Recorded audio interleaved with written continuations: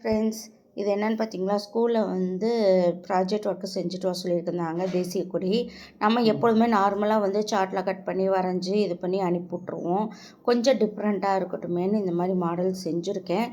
இதுவும் நிறைய பேர் செஞ்சுருக்குறாங்க. இருந்தால் நம்ம ஒரு தடவை ட்ரை பண்ணுவோமேன்னு ட்ரை பண்ணேன். ஆனால் ரொம்ப அழகாக இருக்குங்க. எப்படின்னு பார்க்கலாங்களா? இங்கே பாருங்கள், இந்த கொடி வந்து கீழே இருக்குங்களா, இந்த ரோப்பு வச்சு நம்ம இழுத்தோம் அப்படின்னா கொடி அப்படியே மேலே வருதுங்க.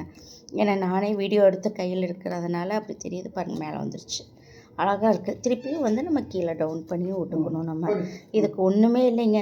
ஒரு ஐஸ்கிரீம் கப் எடுத்துருக்கிறேன். அது இந்த குச்சி வந்து கட்டப்பை குச்சி எடுத்துருக்கேங்க. அந்தளவுக்கு ஐஸ்கிரீம் கப்பை வந்து தலைகீழாக இப்படி போட்டுட்டு இப்படி போட்டிருக்கேங்க. அதில் அப்படியே சொருகி விட்டுட்டு மேலே வந்து பால்ஸ் மாதிரி செஞ்சு ஒட்ட வச்சுருக்கிறேன்.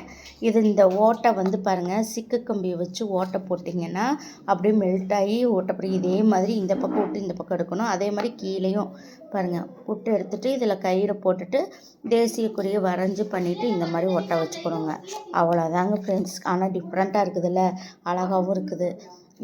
அதனால் இந்த இது வந்து செஞ்சுருக்கேன். பிடிச்சிருந்துன்னா லைக் பண்ணுங்கள், ஷேர் பண்ணுங்கள், சப்ஸ்கிரைப் பண்ணுங்கள். ஜெய் ஹிந்த். தேசிய கொடி பிடிக்கிறவங்க கண்டிப்பாக சப்ஸ்கிரைப் பண்ணணும், லைக் பண்ணணுங்க எங்களுக்கு. தேங்க்யூ.